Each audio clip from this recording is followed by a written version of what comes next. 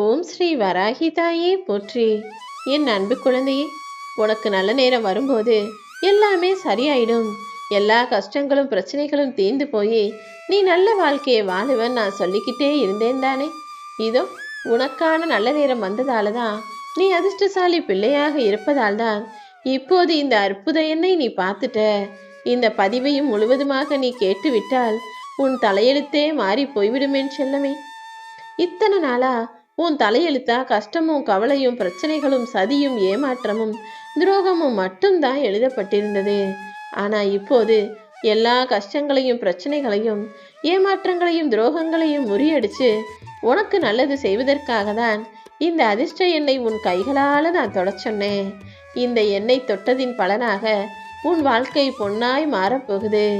உன் தலையெழுத்து இன்பமாய் அழகானதாய் அற்புதமானதாய் மாறுவதற்கான நேரமும் வந்துவிட்டது என் செல்லமே. உன் வாழ்க்கையில இதுவரைக்கும் வலியையும் வேதனையும் அனுபவிச்சு நிறைய கஷ்டப்பட்டுட்ட. அதனால இப்போது எல்லா விஷயங்களிலும் எல்லா மனிதர்களுக்கும் நல்லதையே சொல்லக்கூடிய வழிகாட்டியாக நீ மாறப்போகிறாய். கூடிய சீக்கிரம் நீ எல்லாருக்கும் நல்ல புத்தி சொல்லக்கூடிய நல்ல பிள்ளையாக மாறுவாய் என் செல்லமே. உன் வாழ்க்கையில நான் உனக்கு கஷ்டத்தை கொடுக்குறேன், கவலைகளை கொடுக்குறேன், பிரச்சனைகளை கொடுக்குறேன்னு நீ தப்பா புரிஞ்சுக்கிட்டு இருக்க. உண்மை என்னன்னா, இப்படி இக்கட்டான சூழ்நிலை வரும்போதுதான் உன்னை சுத்தி இருக்கிற சுயநலவாதிகளை நீ புரிந்து கொள்ள முடியும் என்பதற்காக தான் உனக்கு சில பிரச்சனைகளையே நான் கொடுக்கிறேன். நீ தலைகீழாவே நின்றாலும் சில பேருடைய தலகணத்தை மாற்றவே முடியாது.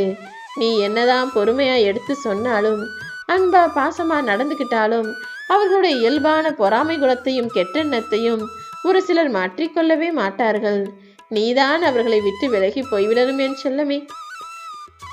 வயசு ஆக ஆக உனக்கு குறைய வேண்டியது கோபமும் வரட்டு கௌரவமும் தான். அதே நேரத்துல பொறுமையும் நம்பிக்கையும் இன்னும் உனக்கு அதிகமாகணும். இப்பவே நீ எவ்வளவோ கஷ்டப்பட்டு ஓரளவுக்கு பொறுமையான ஆளா மாறிட்ட. அதே நேரத்துல உனக்கு நான் நல்லது செய்வேன்ற நம்பிக்கையும் உனக்குள்ள வந்துடுச்சு. இந்த நம்பிக்கையும் பொறுமையும் ஒருபோதுமே உன்னை கைவிடாது என் செல்லமே. நிச்சயமா நீ சீக்கிரம் நல்ல நிலைமைக்கு வருவ. அதுவும் உன் வாழ்க்கையை நல்லபடி நீ வாழ்வதற்கேற்ற வழிகளையும் நான் உனக்கு காட்டத்தான் போறேன். ஒரு பறவை ஏதாவது ஒரு பழத்தை சாப்பிட்டுட்டு அதனுடைய விதைகளை வீசி விட்டு போகும். ஆனா அதுக்கு தெரியாது நம்ம போட்ட கொட்டை தான் நாளைக்கு மரமா மாறும்னு. அதே போலதான் மனிதர்களும் பேசும்போது ஏதாவது வார்த்தைகளை வீசி விட்டு போய்விடுகிறார்கள்.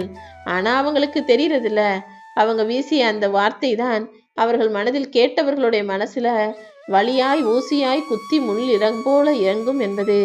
நீ ஒருபோதும் பேசும்போது யார் மனசையும் கஷ்டப்படும்படி வார்த்தைகளை விட்டுவிடாதே என் செல்லமே. உன்னுடைய உழைப்பும் முயற்சியும் நல்லெண்ணமும் உன் வாழ்க்கையில நல்லது நடத்துவதற்கு தயாராக காத்திருக்கும் போது இப்படி தெரியாதனமா எதையாவது பேசிட்டு நீ வேற உனக்கு பிரச்சனையை இழுத்துக்கிற கூடாதுங்கிறதுக்காக தான் நான் சொல்றேன்.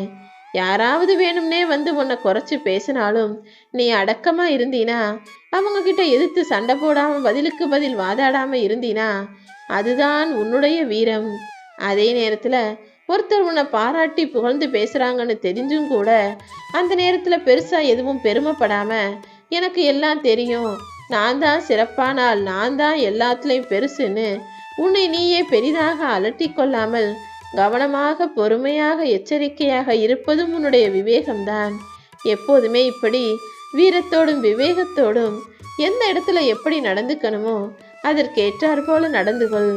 ஏன்னா இப்போ உன் தலையெழுத்து மாறப்போகுது. எல்லா விஷயங்களும் உனக்கு சரியாகி நீ நல்ல நிலைமைக்கு வரும்போது இதையெல்லாம் நீ கத்துக்கணுங்கிறதுக்காக தான் நான் சொல்றேன். அன்பாக பழகுவதை மறந்து அளவாக பழகுவதற்கு இந்த உறவுகள் கத்து கொடுத்துருவாங்க. நீ எப்போதும் எல்லாருக்கிட்டையும் முன்னெல்லாம் ரொம்ப அன்பா பழகுன. ஆனா உனக்கு ஏமாற்றமும் துரோகமும் தான் மிஞ்சிச்சு. அதனால இப்போது எல்லாரிடமும் அளவாய் பழகக்கூடிய பழக்கத்தை வைத்து கொண்டு விட்டாய் என்பது எனக்கு தெரியுமென் செல்லமே.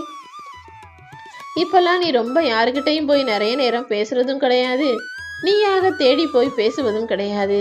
யாராவது வந்து பேசுனா நல்லா இருக்கீங்களா, என்ன பண்றீங்கன்னு பேச்சை சுருக்கமாக முடித்து கொள்ளும் அந்த அளவுதான் உன் வாழ்க்கையை அழகா வச்சுக்கும். எப்போதும் தேவையில்லாம அளவில்லாம வளவள கொல கொலான்னு பேசிக்கிட்டே இருக்காத. அழகா பேசு, அளவா பேசு. உன் வாழ்க்கையும் அற்புதமானதாக மாறிவிடும் என் செல்லமே. என்னதான் ஊசியை தங்கத்திலேயே செஞ்சாலும் அந்த ஊசி எடுத்து கண்ணில் குத்திக்குவியா என்ன? அதே போல நெருக்கமான உறவாக இருந்தாலும் உன்னுடைய உணர்வுகளை, உன்னுடைய அன்பை புரிஞ்சுக்காதவங்களா இருந்தாங்கன்னா அவர்களிடமிருந்து விலகி இருப்பதுதான் உனக்கு நல்லது. எப்பவுமே வாழ்க்கையில எனக்கு அந்த கவலை இருக்கு, இந்த பிரச்சனை இருக்குன்னு துன்பத்தை பத்தியே நினைக்காம இன்பமான விஷயங்களையும், நடந்து முடிஞ்ச நல்ல நிகழ்வுகளையும், நடக்க போகிற நல்ல விஷயங்களையும் பற்றி சிந்தனை செய். ஏன்னா உன் மனசுல நீ எதை அதிகமா யோசிக்கிறியோ அதுதான் உன்னை நாள்தோறும் பின்தொடர்ந்து வரும். நீ இப்படி நல்லதையே நினைச்ச, நல்லதையே யோசிச்சினா நல்லது மட்டும்தானே உன் வாழ்க்கையில் நடக்கும்.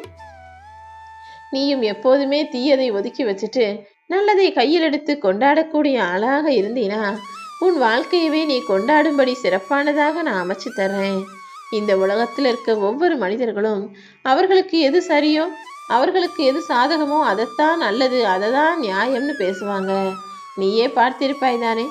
ஒரு விஷயத்தை பற்றி 4 பேர் பேசுகிறாங்கன்னா அதில் ஒவ்வொருத்தரும் அவங்கவங்களுக்கு எது நல்லா இருக்குமோ அதைத்தான் சாதகமாக பேசுவாங்க. அப்படி இருக்கக்கூடிய மனிதர்களிடத்தில் உனக்கான நியாயத்தையும் நேர்மையையும் உனக்கு சாதகமான பதிலையும் எதிர்பார்க்க முடியாது. அதனால தான் உன் பிரச்சனையோ அல்லது உன் கஷ்டத்தையோ யாருக்கிட்டையும் போய் சொல்லி அதற்கு முடிவு கேட்காதே.